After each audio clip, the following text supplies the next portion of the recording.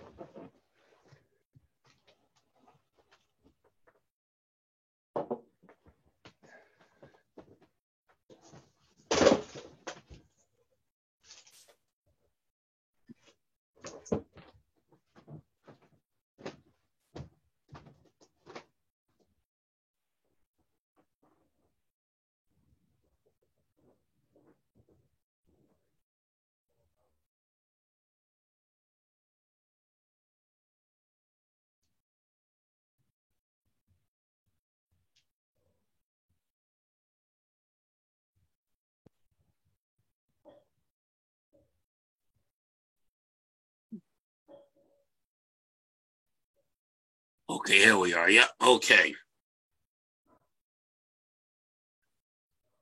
And I'm going to post this as a chat so you guys can copy it and use it. This is the best discussion of the actual biblical borders of the land of Israel. I'm going to put it in the chat. One moment here.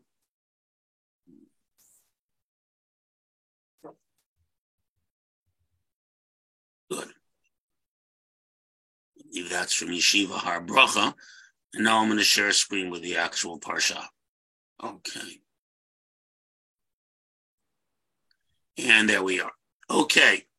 So we have over here, first of all, you'll notice that it begins from verse 2. That's because it's the Christians for the Latin Bible that set the chapters, and they didn't always set the chapters with a great understanding of what the text is. But because those became the chapters and verses everyone quoted when they forced the Jews to debate with them, and those were the ones, the printers, who were mostly non-Jews, used, so we perforce began to use that system.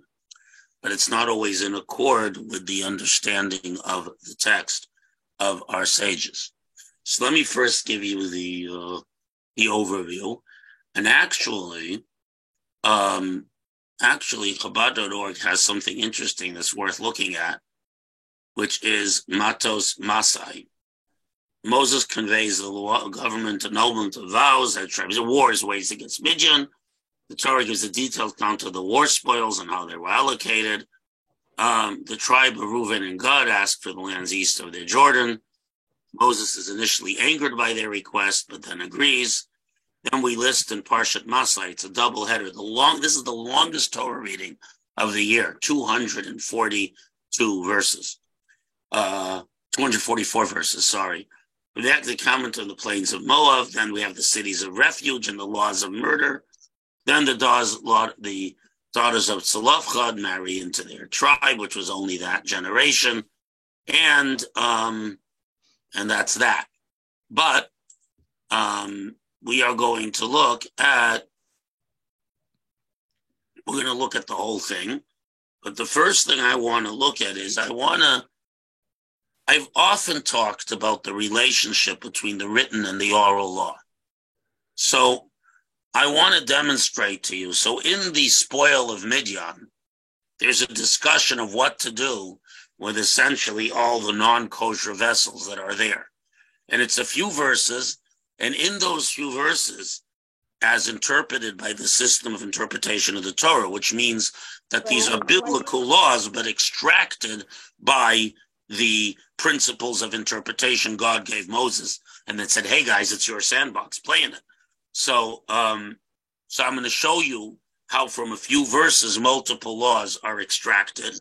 And then we're going to look at the borders of Israel, and I'm going to discuss a little bit why those are relevant to us today. Okay. So we're going to go all the way to the War of Midian.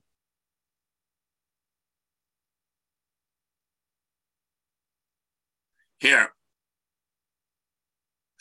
Now, there are three separate things going on over here in these verses, and they're all glued together, and the rabbis pried them apart. There are three issues here. One is the law of ritual purity and impurity. Any vessel, any usable object that comes into contact with, say, a dead body or a dead rat or even a dead cow becomes ritually impure. If it's with a dead body, that's a very high level of ritual impurity of tumah. I'm not going to go now on a digression about purity and impurity really being not purity and impurity, but something else, because we've done that in the past. But it needs purification, either a 7-day purification or immersing in a mikveh and waiting till the night for lesser degrees of tumah, of ritual impurity. So does that also apply for non-kosher food? We're talking about vessels, about utensils. Yeah, well, if those utensils... We're getting to the non-kosher one. So there's three issues here, I said. Issue number one is ritual impurity. So a ritually impure vessel, a regular person can eat from, but a Kohen cannot eat his truma, his pre-stew, must be an impurity. Offering brought to Jerusalem cannot be eaten in there because it has to be eaten in a state of ritual purity. If a Kohen touches a vessel or touches a dead body, he's going to be impure until at least one day, sometimes 7. So these all relate to the temple and to Kohanim and so on. So that is relevant, but not so much to us today. Now we come to the next thing, which is,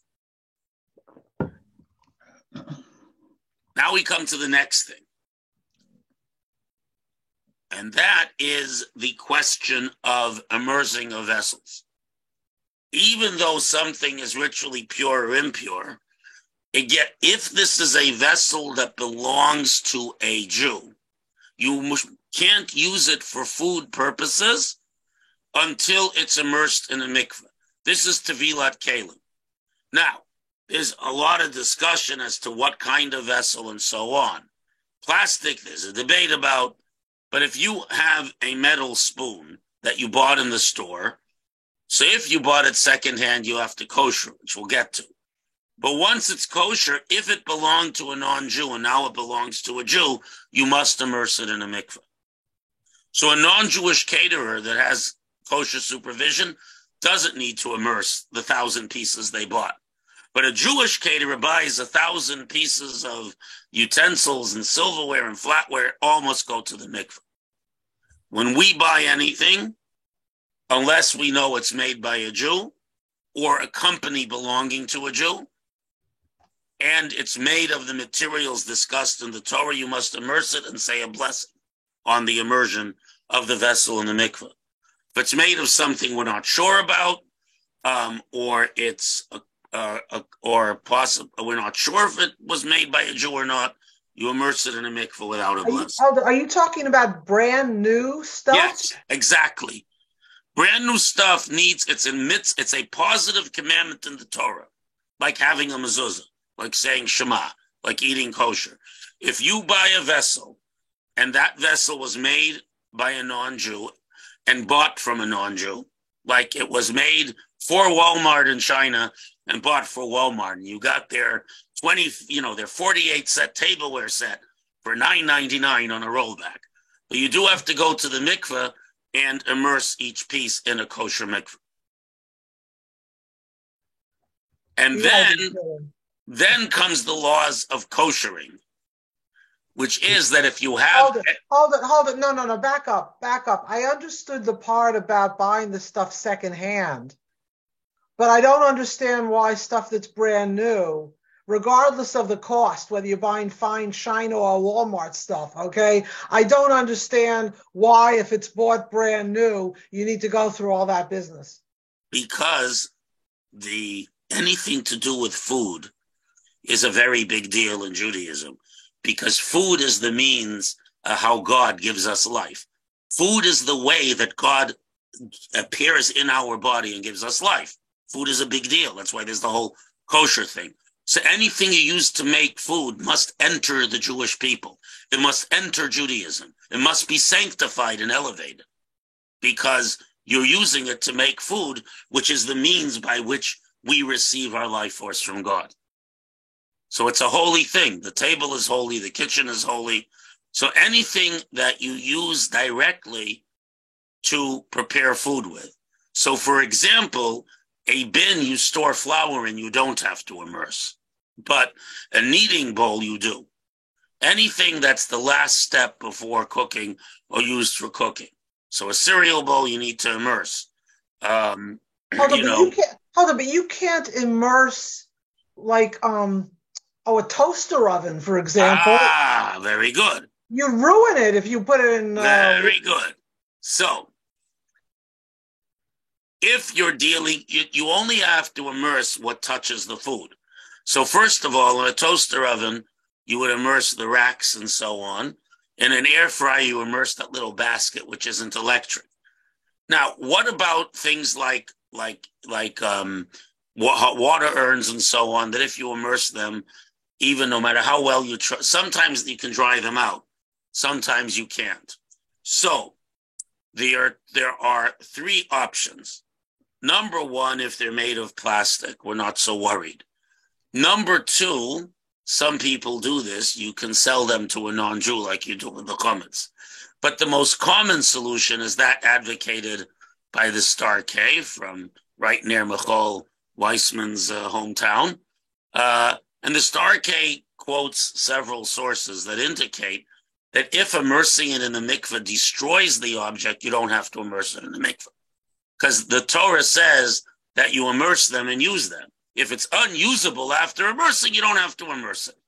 So that's what I tell most people. Because the Torah doesn't really require us to immerse something if it destroys. That being said, the trays that come with the coaster oven that you can easily remove, those you have to immerse. Okay. But the toaster oven itself, and besides that, an oven is not included in the things you have to immerse, because you cook in the rack on the oven. Okay. A stovetop, you don't have to immerse burners, just the pots and pans that go on top of them. With a barbecue, you would only immerse the actual grill that the food goes on. Okay. And and even there, that's a question, but because it's easy to do, we typically do it. Now, even though in a barbecue the flame is going to, it says by fire is one of the things. That's the third thing. I'm telling you, this is an example of why we need the oral tradition. That's why I chose this piece, because the three things are all mushed together in the pasuk. Okay, the third thing is koshering. Anything except earthenware, which can't be koshered. The only way to kosher earthenware is to place it in a kiln at the same temperature it was originally fired at. Glazed earthenware, we say also Ashkenazic practice is, and many Sfardim say it cannot be koshered. However, fine china, there is halachic dispensation for extreme loss. A very high financial loss triggers the ability to use a more lenient opinion, because there is a principle in halacha that to a certain extent, don't take this too far, God has compassion on the property of Israel. In other words, where there exists a lenient opinion that we normally would not hold, we will use it for a case of great financial loss. And therefore, fine china, which is glazed and valuable, heirloom china in your family, you bought a very expensive set of china, that secondhand. So then you leave it for 12 months. And after 12 months, you can kosher it by placing it in boiling water 3 times. Boil it, cool it, boil it, cool it. You have to do this super carefully. It should be a little bit warm before you start. I've done it for people. And you have to cool it down first with lukewarm water, then with cold water, or it breaks. It's very complicated, but if you got it from your great grandmother who didn't keep kosher, or you're a convert and got it from your family who wasn't Jewish, or you bought a really beautiful piece of fine china, a set on online on eBay or something, and you want to use it, you can leave it for 12 months and then kosher it by boiling it 3 times, which segues me into everything else. And by the way, glass, some Sephardic authorities say glass doesn't need koshering because it doesn't absorb. The Ashkenazic practice is to treat glass like earthenware. The compromise position is that you can kosher glass by boiling it 3 times, but without waiting the 12 months. Provided it'll stand the heat. And again, one must be very careful. Last of all, Chabad.org has a great section on koshering, so I don't have to dwell on this. Anything not used with heat, like wine glasses, you simply, fill them with water for 24 hours, empty them 3 times, and that's fine. Stuff that's only used with cold. But there is, including the 3rd section of this, is the laws of koshering. Assuming something was used with heat, or food was placed in it, soaked in it for more than 24 hours, or it was used with salty or sharp things, like a pickle jar, these need to be koshered. Anything used with soaking, with pickling, and certainly with heat needs to be koshered with boiling water. And if it's something you cook in, like an egg pot, like a soup pot, you have to boil water in it or put it in a vessel with boiling water so it's surrounded from all sides. If it's a surface that's used with hot food, like a plate you ladle hot food into, a counter, it's sufficient to pour boiling water on these things. In all cases, you need a 24-hour layover so that any taste of the food absorbed in the vessel is rendered not pleasant. If it is used with fire, such as a grill, anything that goes in an oven, a frying pan, that's like a griddle that you use very little oil with, these things need to be heated up until sparks fly from them, which is talking about the old cast iron. We say till they glow red hot, which the OU has established as 900 degrees.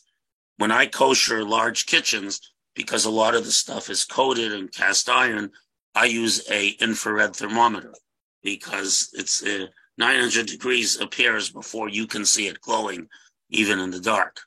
And we use a high capacity blowtorch, and you should wear protective gear. And in doubt, have your rabbi do it. Don't do this at home. But at any rate, to kosher something used with non-kosher that's used with fire. So, for example, for Passover, which need koshering, this from chametz to Passover, the same as from non-kosher to kosher. So, if you don't have a self-cleaning oven, you blowtorch the oven grates and so on, or buy new ones. But at any rate, now I'm going to show you how all this is derived from the pasuk. V'chol beged, any garment, v'chol klior, and any vessel made of leather, and anything made of goats, and anything made of wood, shall undergo purification. You cannot purify earthenware. You have to smash it. You can smash it till it's useless and then repair it. In other words, make a hole big enough that pomegranates can roll out of, and then you can repair it. But you cannot purify it. Now, Vayomer Elazar HaKohen l'Anshe Tzava. Elazar the Kohen said to the soldiers returning from battle. Sir, that's a little jarring to me. You can break it and repair it and then kosher it. It's not kosher. No, only for ritual impurity. It doesn't help for kosher. Ritual impurity. Verse 20 is dealing with ritual impurity, number 1. Remember I said there were 3 topics here. Verse 20 deals only with ritual impurity. It doesn't help for koshering. But if you break a vessel so it can't hold anything, it becomes not a vessel anymore. So when you repair it, it becomes a new vessel. That is only for ritual impurity. It doesn't help for kosher. Because kosher, the issue is what's absorbed. And earthenware absorbs and doesn't spit out. So there's always non-kosher food absorbed in the walls. Now, what's the difference if a vessel is being used for food? What's the difference between ritual impurity and kosher? Very simple. You could have a vessel that touched a dead body. You could eat in it, but if you can't put a sacrifice or the Kohen's truma in it. There are certain things that must be eaten in purity, and there's certain people who can't become impure. You only have to be pure if you're not a Kohen to go to the Beit HaMikdash. On an ordinary Tuesday in Sifat, you can eat from a non-impure vessel. But you don't want to come into contact with it before you go up to Jerusalem because you can't enter the temple if you're impure. Oh, okay. So the impurity is stricter than kosher. Right. Stricter, but at the same time, not necessarily as broadly binding. Because not everyone has to be pure all the time. I see. Now, verse 21. Wait, before you go on. This idea of breaking it and then fixing it is a little... No, because earlier in Vayikra, the Torah said, you shall break it. So the rabbis understand that breaking means that it's no longer useful for its function. So when it's that broken, it's no longer a vessel. So when you fix it, it's a new vessel. It's very logical, actually. A vessel is something fit for its purpose. If it's not fit for its purpose, it ceases to be a vessel. So if you make something whole out of a broken thing, it's a new thing. That sounds like a lawyer's been in there somewhere, you know. Well, we have lots of those. But that's how we interpret the Torah. That's because the Torah said break. So the rabbis wanted to know what precisely means breaking. What is precisely breaking? And the answer is abandonment of its original function. All right. Now, would you say that somebody can interpret that another way? It says once it's been used as a vessel, even if it's broken, it's still a vessel. You know, you can... So there's a whole tractate with 30 chapters in the Mishnah about this that discusses when it's considered usable and when it isn't. But if it's no longer usable, it's no longer a vessel. That's one interpretation. Right, but that's the interpretation that won the day. That's the interpretation that the Mishnah adopted, and therefore we adopted. There are debates as to how destroyed it has to be in the Mishnah. I'll let it go because you can go round and round in circles. But that's how interpretation works. That's, as I mentioned, that's why we need to understand the interrelationship of the written and oral law. Now, verse 21 begins the laws of immersion and kosher. So Elazar the Kohen told the people of the army who despoiled the Midianites, Aboyim lemuchamu came from the war, Zos chukas haTorah. This is the statute of the Torah that Hashem commanded Moshe. However, the gold, the silver, copper, iron, tin, and lead, which were the metals known to them, zinc for brass was not widely known in the Middle East at the time, but the assumption is that all metals are included. So we would say the same applies to aluminum, magnesium. If you're very wealthy, if you have titanium vessels. So all metal vessels, the following law applies to them. This is now the laws of koshering. Kol davar asher yavo v'eish, taviru v'eish. Anything that will go through fire, you pass through fire. So this is the law of koshering. Now, lead is poisonous. I mean, that's understood. Lead is poisonous if it leaches into your food. Yeah, so lead can be coated with other metals. Not all foods you use with lead, the lead leaches into them. In other words, lead is poisonous when it's metabolized as an oxide or the like. The pure metal itself is not poisonous unless it's like in a bullet, which is bad for you. but the lead, to be poisonous, has to be metabolized. So if the lead vessel is coated with something, it's not going to be metabolized. It won't. But that coating can wear off. It could.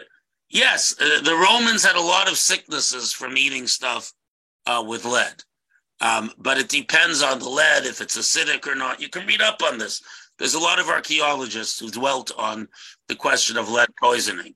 But the fact is that if you want to use something made of lead, if it was used with fire, you have to heat it up with fire till basically it glows, which in the case of lead, it'll probably melt anyways. But if you heat up lead, it'll probably oxidize, and then it becomes. Yeah, okay, you could have a problem. We're just telling you the halacha, not the medical aspect. Well, the thing I'm wondering about him is, with all the wisdom that these ancient rabbis had, weren't they aware of the danger of lead? They may have been. We don't find lead vessels being used much in Israel, but it is the reason it's listed is because it's a metal. And the point is, anything made of metal can be koshered. Earthenware cannot. So if it passes through fire, you have to pass it through fire, right? Okay, I'm going to let that one go also. Yeah, they must have faced the same problem in Europe when they used pewter utensils as well, right? Isn't pewter largely lead? I don't think, I'll look it up. I don't think pewter has all that much lead in it. I think it'd be made without lead. Let's see. No, it used to be made with tin and lead, and now it's made with copper and antimony. Right, but I'm saying back in Europe, when we were living there, in Germany and France and England and so on. Yeah, I'm looking it up on Wikipedia. Wikipedia?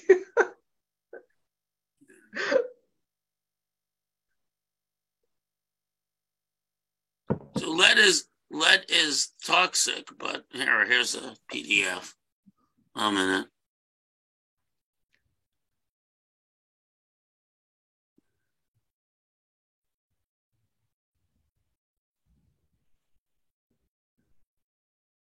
He actually had a pewter Kiddush cup, but we never used it.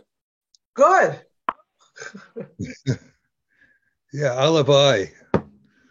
No, it was very old, and we didn't use it because we had silver ones, but we inherited it from somewhere in the family. I'm saying you're not going to be able to kasher your way out of pewter, is what I'm trying to say. Yeah, no, not of its danger, but again, whether they used lead vessels a lot or not, we're just discussing the halachic aspects. Now, so anything that passes through fire, but it must also be cleaned with sprinkling water if it touched the dead body. And whatever is not used in water in fire has to be passed through water. And you have, and that means reversing them in the mikveh.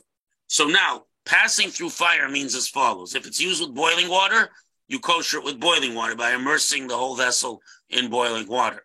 If it is used just with fire, like a griddle or a barbecue grate or anything, an oven grate, so then you have to kosher it till it gives off sparks, which means till it's red hot, which means till about 900 degrees. Okay? And I already discussed the boiling water. It says, however, only the gold. So here Rashi points out, quoting the Talmud, that when you kosher with boiling water, you have to remove all the rust and dirt. It has to be perfectly clean.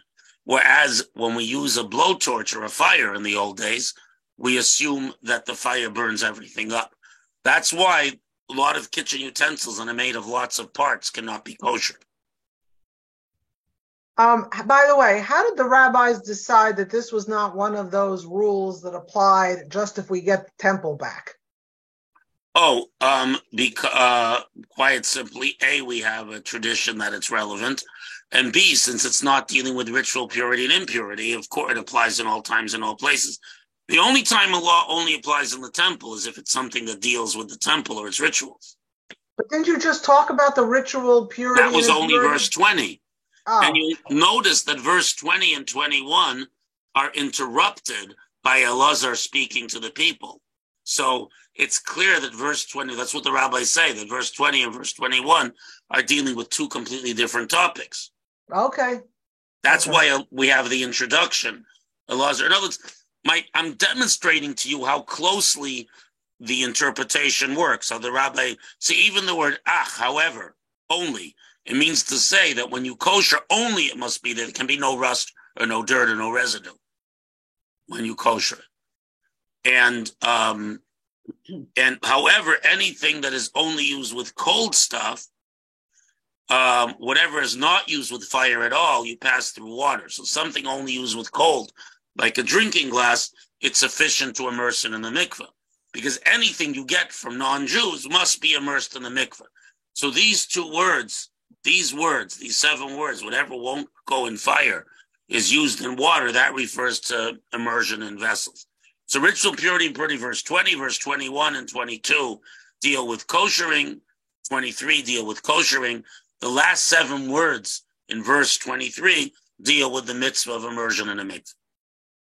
So in 2 verses, now, I want to point out to you that these 2 verses include approximately 100 pages of Talmud and 400 pages in the codes.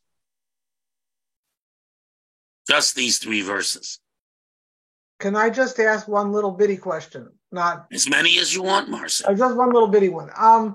So is the I'll call it a New York minhag. We'll leave it at that, okay? New York minhag among conservative Jews to in the service of changing the dishes for Passover, and to when you put away the regular milchik and fleishik dishes and you're going to put out the Passover dishes, you use one glass set so you can just have so that everything can be used on it as parav. Are you saying that workaround really wouldn't pass muster in Orthodox homes? Well, to be fair, to be entirely fair, it would pass muster in some Sephardic homes who consider glass impervious. Okay? But that's good. That's good. Although I am speaking from the Ashkenazi background point of view. Right. Just 1 second here. Because that was basically common practice in the circles in which I was raised. So that's the use of a rare Sephardic, and some Sephardim hold this way, yeah? Some Sephardim hold this way. It's not generally accepted among Ashkenazim at all, and among many Sephardim not. So this is one of the few conservative practices that actually have a basis in traditional halacha. You're saying it does or it does not? It has a basis. Oh. I'm not going to lie to you. It has a basis. There is a body of Sephardic psak which says that glass is impervious and never requires a non-kosher characteristic. Okay. So it's a minority opinion, but I'm saying is this isn't a modification of the halacha by the movement.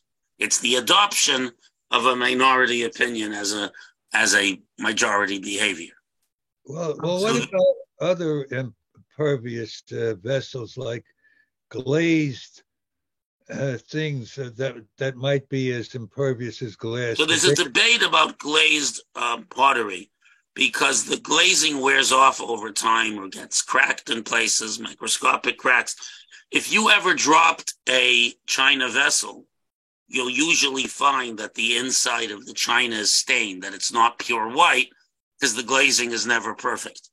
A deeply glazed vessel. So in this itself, there's a debate. Those who hold that glass is impervious, some say glazing is the same if it's very thickly glazed. Others say not.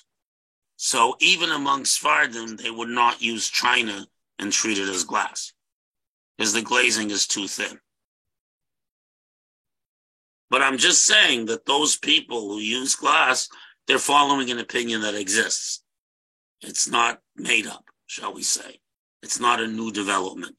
It's an actual halachic position that's been around for a long time. Well, the fact whether it's been around, I mean, wouldn't you like to believe that if you came up with a directive that it could become halacha, or give it 100 years of Rabbi Yaffe says so? Well, that typically speaking, nowadays, halacha is established in two ways. It's established in two ways. Either, it works in two ways. Either you get a consensus. In other words, lots of rabbis in lots of places come to a consensus. Like, for example, there was a lot of questions about organ transplants. The conclusion was that as long as the person is halachically dead, you can harvest their organs and so on. But there was a lot of debate about this, and over time, a consensus emerged. It's also, for example, when commercially produced food, canned food became available. So there's a question that, a Jew has to participate in cooking. So the consensus was in the late 19th century, which holds to this day, that most canned vegetables are cooked in the can. Since they're cooked in the can by passing them through basically a steam bath, or a hot water chamber, because this was not the type of cooking that the rabbis decreed against, and since it was also commercial, they said, since there's no explicit Talmudic prohibition against this type of cooking, and it's anyways commercial, they decided the laws of cooking of non-Jews, which is forbidden, did not apply in this case. And over time, by the early 20th century, this had become the consensus, one that to this day holds. The other thing that can happen is you have an authority for a given community. So, for example, most Sfardim follow Rabbi Yosef Karo, the Shulchan Aruch, as he rules, without all the commentaries. Yemenites follow Maimonides. In Chabad, everyone follows the Shulchan Aruch Harav, which is the code of Jewish law written by the first Chabad Rebbe. Many other people follow that too. But my point is that there are great people. Many Sfardim today follow the ruling of the late chief rabbi of Israel, Ovadia Yosef, who wrote thousands and thousands of rulings that a very large portion of the Sephardic world follows to this day. So sometimes you have a very great rabbi that gets a lot of people to follow them by virtue of his greatness. But there is no mechanism for making rules except in one's own community, consensus, or if you have a great rabbi you follow. But there's no Sanhedrin today. There's no Talmud. The rabbis of the Talmud gather together every year to come to conclusions. So law is established. So the fact is that the glass vessel thing was never broadly accepted, except in some Sephardic circles. And all the Ashkenazic authorities pretty much have ruled that it should be treated like earthenware, that it can't be kosher at all. Then there exists a compromise for heat-resistant glass in particular, or stuff that you would incur a great financial loss to throw out, that on one hand, we don't rule that it's not treifable. On the other hand, we rule that it could be kosher. So that's an example of a compromise ruling that has become widespread. That's a good example. That's how halacha works today. It works by consensus or by community. But we don't have anything that's binding on everyone automatically like the rulings of the Talmud are when they come to a conclusion in their debates. So, and by the same token, the idea that we can kosher China is because it's glazed, and since some hold it's kosher anyways, we allow you to do the koshering 3 times because by definition, a nice set of China is considered a significant loss for most people not to be able to use it. And there's also usually, if you have a nice set of China, that probably came from some earlier ancestor, and there's a strong emotional draw to use it also. Okay.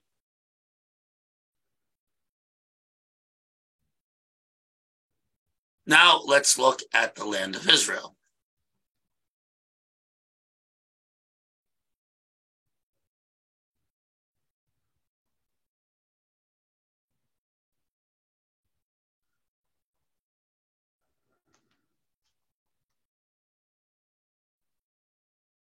That's the laws of murder. We'll find the borders here. Here we are. Okay. So these are the borders of the land of Israel. The problem is, so I'll read it quickly. This is the land of Canaan, your southern corner, that of Sin, along Edom. The southern border edge of the Sea of Salt to the east. The border turns south of Malach Rabim, passing towards Sin, etc., etc. So it goes from Atzmon to the stream of Egypt. The problem is almost everyone, except for the Dead Sea and the Jordan and the Sea of Galilee, almost every one of these places is unclear to us today, and therefore subject to debate by virtue of the rabbinic analysis.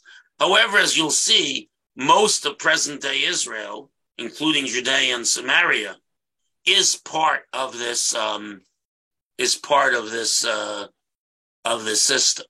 And the reason why I mention this is because even though not the whole land of Israel was sanctified, in other words, only that which that the Jews conquered in the first temple period became the Holy Land with all the laws that apply. And then when the Jews came back for the second Commonwealth, only those places they occupied, which I'll show you a map of, were sanctified as the land of Israel, and the laws of the land of Israel apply therein. However, all the land discussed in this parsha was promised to the Jewish people and is their property. And therefore, even if it's not sanctified, if a Jew acquires land, you're not allowed to give it away to sell it to a non-Jew. If a group of Jews, such as the state of Israel, acquires land, if it's the land of Israel, it must hold on to it. It may not give it away, because once you have part of the land, the Jews are commanded to hold on to it. We don't, until the coming of the Messiah, we don't start a war to get it. But if someone starts a war with us and loses, and we end up standing on the territory, it is forbidden to give it away. So I'm first going to share with you the Second Temple boundaries, which are the Holy Land and which are holy to this day. And as you'll see, so these are the boundaries of the Hasmonean kingdom. Present-day Israel, I'm going to annotate. Let's see if it lets me. Yeah. Present-day Israel is like here. Good. That piece, the Golan, and then down to the Negev. Like this. We don't have, the Negev was never originally included in the land of Israel. This is the present-day land of Israel, roughly.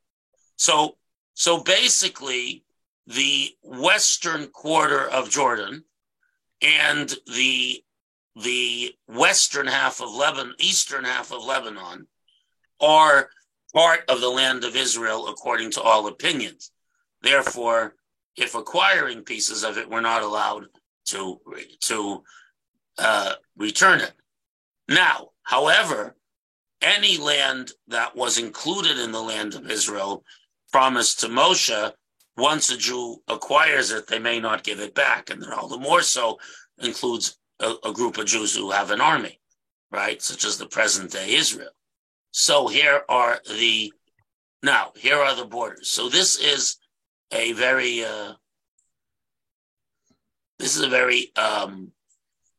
interesting rabbi, Rabbi Lezer Melamed. And he goes through, I posted the piece on the chat so you can look at it yourself. But he posted here. So the southern border, I'm going to make it bigger. The southern border of Israel actually does not include the Negev, except that the Negev is important for Israel's security, so we have to hold on to it. But this is the southern border of Israel. According to the Pri Haaretz, it goes to here, right? According to Rashi, it goes to here, to the easternmost branch of the Nile. So it cuts across the northern Negev all the way to the northern Sinai. And others say, you see this line follows Solomon's borders, which went all the way to Eilat. So the Negev is included according to this opinion here. At any rate, that's the southern border. So really, we weren't supposed to give back the northern half of the Sinai. Now, the northern border is much more complicated. The eastern border is easy. It's the Jordan River plus the territories conquered by Moses that were given to the 2.5 tribes of Gad, Ruvain, and half of Manasseh. Now we come to the problem of the borders of in the north, because we go from Hor HaHor to the Euphrates River. The question is where that line goes, right? So according to, and we know that it passes just by Damascus. So the lines are as follows. This is a mountain in southeastern Turkey, right here. So this is the opinion of the oldest commentaries, that it goes to the river Euphrates here, runs along the Euphrates, and then moves south in this direction until you hit Lebanon, and then you have the border of Israel. There is another opinion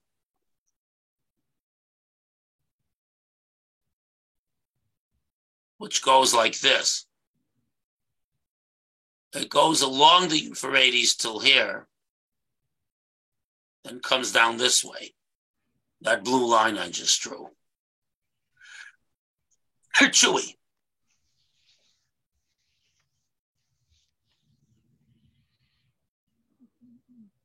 So at any rate, so the northern border includes all of Lebanon and about a quarter of Syria and a tiny bit of Turkey. The smaller opinions basically go from the middle of Lebanon into Syria and then back down to the Golan. So those are the opinions. But at any rate, so if anyone ever talks to you about the occupied territories, you should be aware that those include all of Lebanon, some part of Syria, part of what is today's Egypt. In other words, till Wadi Arish or till the Nile. So therefore, I question whether we were really supposed to give back any of Lebanon once we got there. But oh well, that's water under the bridge. Okay. And certainly the heartland of Israel is included both in this area, which is called the West Bank, is included in Israel according to all opinions and may not be given away under any circumstances whatsoever. Let me ask a question at this point. Suppose in the land that we claim as ours, God-given, that there were other people that lived there for many, many years and, considered it theirs and are now displaced. Should they be given any compensation? Is there any consideration to that? Well, that is a complicated question. So we're not talking about Moses, because when Moses entered there and God told him either they can accept the Noahide laws, continue to live with you, leave, or fight and die. Had that choice. They had 3 choices.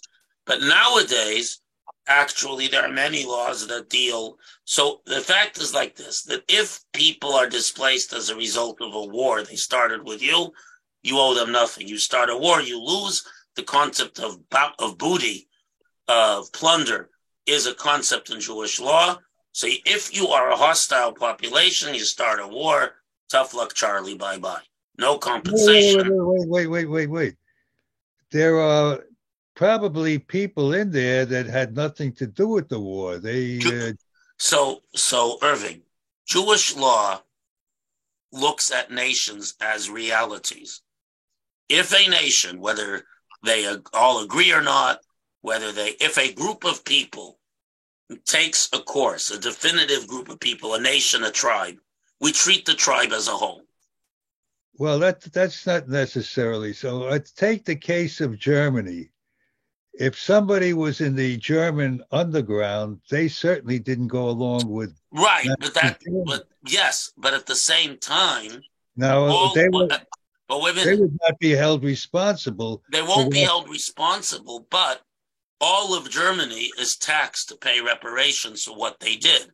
All Germans, including those in the underground, had to undergo re-education and Holocaust education and so on. In other words, those things imposed upon Germany as a nation are duties are imposed on the whole nation. Even the most ardent anti-Nazi still had to pay taxes for reparations to the victims of the Holocaust. They didn't get an exception. To my understanding, the concept of reparations was initiated by the German government. That could be, but they taxed. Some reparations were demanded by the Allies, but the reparations of the Holocaust was started by the German government, and but they taxed everyone for it, not just the bad guys. My point is that Jewish law dealing with national questions deals with nations. So, for example, in the land of Israel in 1948, the vast majority of Arabs supported the attempt to murder all the Jews and drive them out. Those who didn't and declared themselves peaceful stayed, and they're there to this day. Those who started up a war, upon losing, fled. Well, you start a war, you lose, you leave, goodbye, you never get it back. This is our booty. This is our legitimate plunder from a war you start. Now, I don't know if this is true or not, but there is some claim that the Israelis drove some Arabs out of there. So the answer is that Mao Zedong said that the people are the fish, are the sea in which the fish of the guerrillas swim. If for security, we're not going by Mao Zedong now. No, but Mao Zedong was correct. In other words, if a population is perceived in wartime as being a security threat because they are harboring guerrillas, they're harboring terrorists and irregulars, one may drive them out in order to save lives. If it is necessary by security to drive someone out because you don't know who's the terrorist and who isn't, that's perfectly acceptable. In other words, I don't apologize for what the Israelis did during the War of Independence. It was an existential war in which 1% of Israel's population was killed. And had they lost all 600,000 Jews in Israel, would have been slaughtered. And, you can't deal with an enemy at your back. Indeed, I would say that since 80% of today's Palestinians, support terrorism and so on, that they should all go somewhere else, but it's not going to happen. Why not have them go to Arabia? Arabia is bigger than Israel. Because the Saudi Arabians don't want them. I will tell you a story. When I lived in England in the 90s, I met someone who did a lot of business with someone who owned a lot of property in London. And the guy he dealt with, he managed his property, happened to be a Saudi sheikh, someone with a connection to the very large Saudi royal family, with lots and lots of oil money to invest in London, as is the custom. So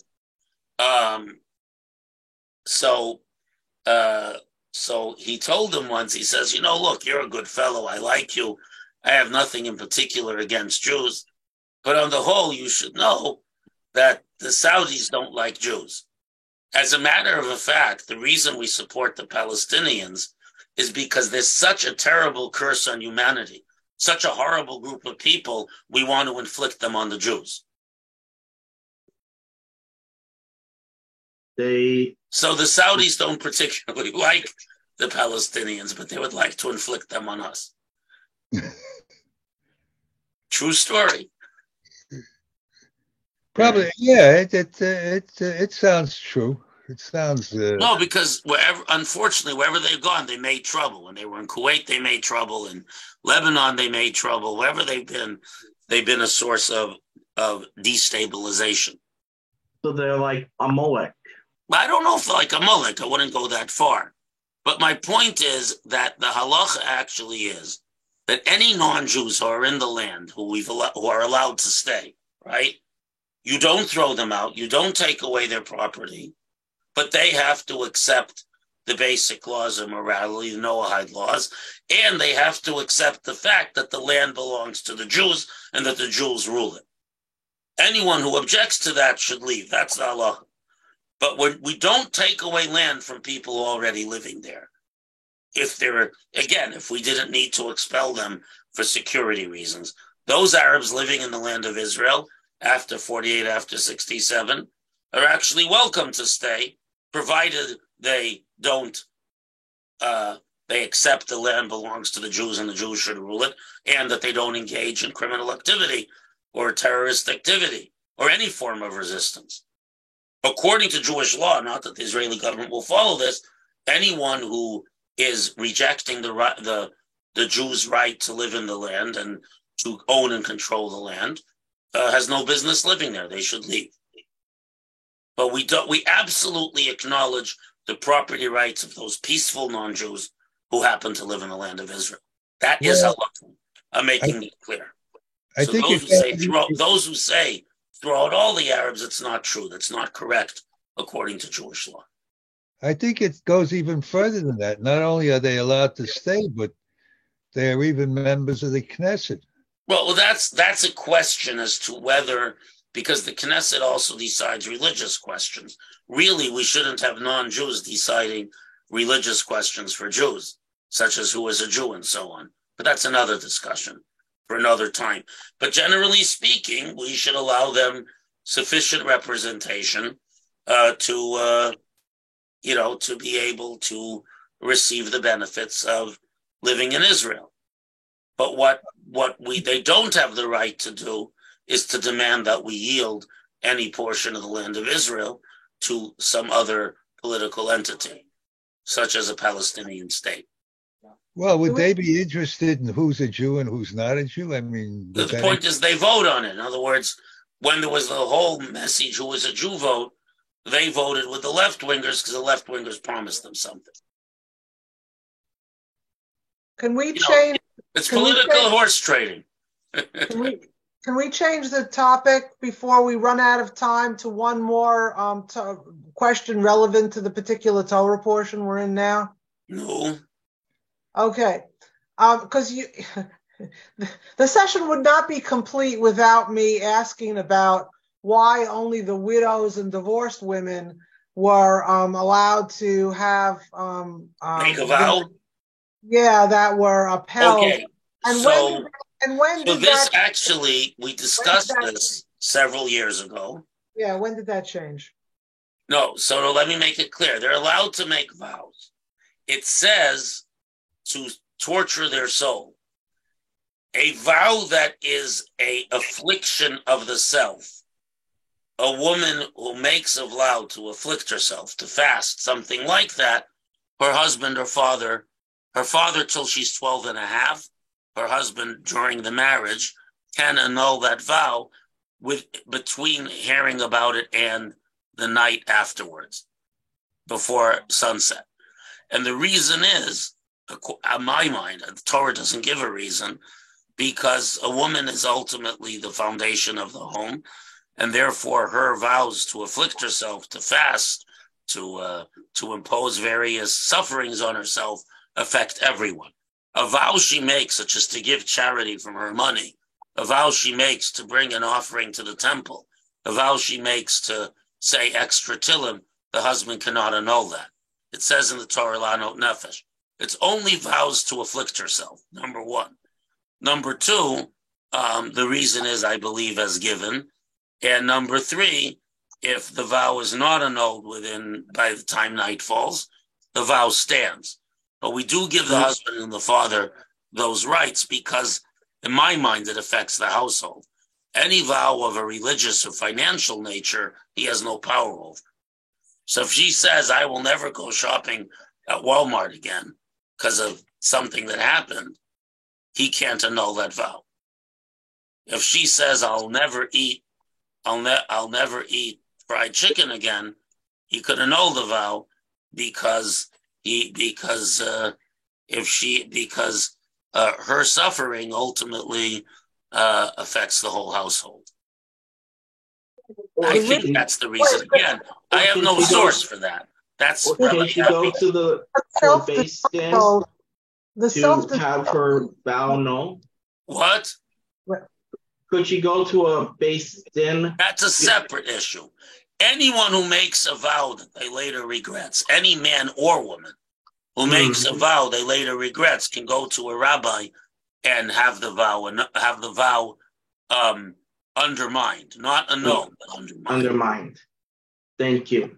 I just wanted to make sure because it mentioned in the Rashi.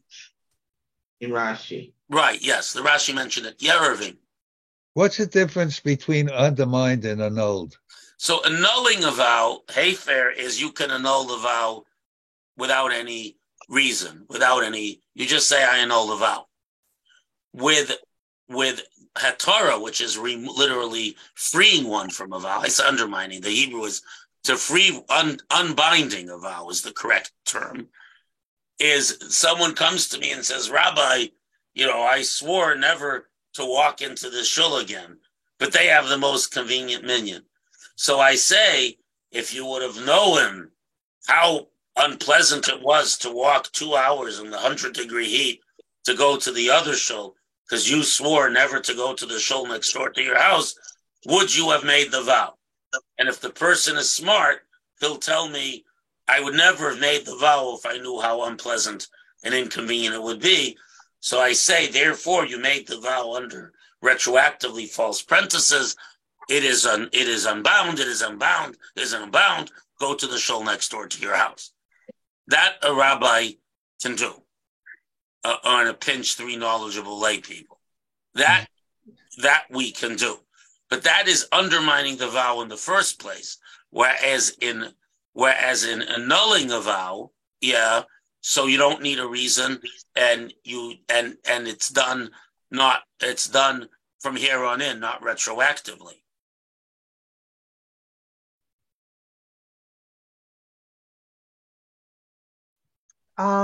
That thing about the self denial only seems to come up in the wording in the later last part of chapter. Right, but that modifies the whole thing. Oh, so you'd say that? Oh, I did not read it as modifying the whole thing. I thought the whole part of the whole piece was about anything, not about that last part about the self-denial.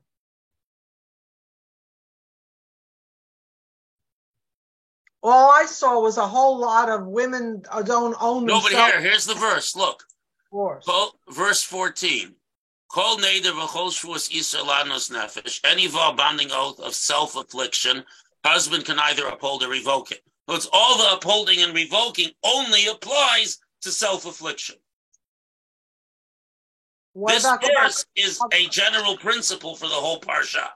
What about go back to the father stuff in the beginning? Yeah, but we assume that whatever applies to the goose applies to the gander. Whatever applies to the father applies to the husband and vice versa. The Torah works that way. It's called the binyan of. It's the first principle of interpretation of the Torah. At any time that two things are similar in their halachic parameters, we assume all the laws apply to both equally.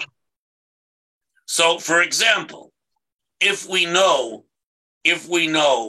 that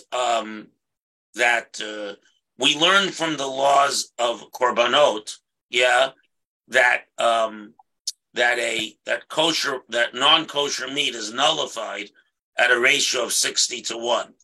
So if you get the liquid that gets mixed together, so non-kosher meat sauce gets mixed in with kosher meat sauce, at 60-1, it's nullified. So the law we learn from the sacrifice of a cow. Okay, I won't go into it. No time. But because it's a law about the nullification of food, we assume that all non-kosher food, with certain exceptions, is nullified at 1 to 60, because there shouldn't be a distinction between one non-kosher food and the other on the whole. That's binyan of, literally a father's print, the building on a primary principle. Okay? So if the whole parsha, we make the same, the father before 12 and a half and the husband after, right? After marriage. So it follows that the same law that those laws apply equally. So when we say la'anot nafesh, to afflict the soul, the whole power of the husband and father is only to afflict the soul. And as far as a reason, the Torah doesn't give a reason. I have a suggestion. Sylvia, you haven't said anything today. Well, I'm listening and learning. This is all this aspect of consciousness. Yeah. Anyways, so very well. It's good to see you, because I didn't see you till I put all the squares up on my screen. So it's good to hear from you. And well, here I am. I'm sorry I didn't. You go ahead. If I piped up, I would be interrupting a lesson that. Well, we don't mind. Most of our lesson, if you'll notice, is from the ladies' questions. So you and Marcy, and sometimes Azriel, who's not a lady, but that's the nature of this class. It's based on people who looked at the parsha and are interested in discussing it. But let me say that a lot of people get very frustrated with this annulment of vows thing, and it's important to understand that it only applies to very narrow section of vows, which quite frankly affect the whole household. That's my take on it. You can take it or leave it, because I'm just, a little old congregational rabbi, but to me, this makes the most sense. Got it. Yeah, Thank you. Then I go by the theory, Fragan Megman. If you got a question, ask it, Right. But also, like, the whole thing with vows is, in general, the Torah, the rabbis were even though vows exist, there's a whole tractate on them, they were very against taking vows to forbid yourself things the Torah permits. We tell a person, says the Talmud, that it is sufficient that you hold on to what the Torah forbids. Don't ask things. We're happy if you keep the Torah's rules as to what you can do or not do. Don't try to add things on your own. It's hard enough to do all the things you're supposed to. And at the same time, we hold the person accountable for not enjoying the gifts Hashem gave them. Why does a Nazirite who swore to be off wine for a certain period of time, why does that man or woman have to bring a sin offering? Because they deprived themselves of the pleasure of wine during that time. Hashem created wine to be enjoyed in kosher moderation, and we really shouldn't deprive ourselves of that which Hashem gave us to enjoy. Oh. Within limits, of course. Okay. Have a very good day, everyone. Thank you very much, Rabbi. Could I read something? Go ahead. I'm keeping you on. Go ahead. Finally, Rabbi Yonasan Eberhutz in his Eibeshitz in his Yaros Devash. Yes. Yarot Devash teaches while reciting the blessing, one should keep in mind that the biblical command to remember Moloch's attack upon the fledgling nation of Israel and our responsibility to erase the memory of Moloch from beneath the heaven, not to forget. Deuteronomy 25:17-19. Any nation that attempts to destroy the Jewish people is halachically categorized as a Moloch. Right, but this is in his book of Drashot. This is not the accepted halacha. Okay. Because otherwise, we'd have to kill a lot of people. It's not but it is an idea. In other words, it's a concept. There's such a concept that they are like Amalek. They are the spirit of Amalek. And one, of course, should not be afraid to fight with them. You should know that Rabbi Kalbrach, not the singing one, but his grandfather, who was the chief rabbi of Hamburg, was sent by the German government in 1918 when they defeated the Imperial Russia. They conquered Poland and took over Poland. And they wanted Jewish, and the Germans then were very good to the Jews because they saw them as potential allies. That's why many Jews didn't run away from them in the World War II. So they sent Rabbi Kalbrach, the Orthodox rabbi from Hamburg, to meet with the Gerer Rebbe, who was then Rebbe over, had 200,000 Hasidim in Poland, to seek his cooperation with the German government, which at the time was beneficial to the Jews. So the Gerer Rebbe told Rabbi Kalbach, you should know that the nation of Germany is today's Amalek, and even though the Russians were very bad to us, I'll have nothing to do with Germany. And unfortunately, 20 years later, we saw that he was right. Yeah, because they're like the new Amalek. Though you should know, I have a very rare book that I found without covers in an old bookshop, written by the Kaiser Wilhelm's dentist, who was an American, who was repatriated like 6 months after the U.S. came into the war. And he describes the very intense anti-Semitism that existed throughout the entire German ruling family, the aristocracy, the military, and so on.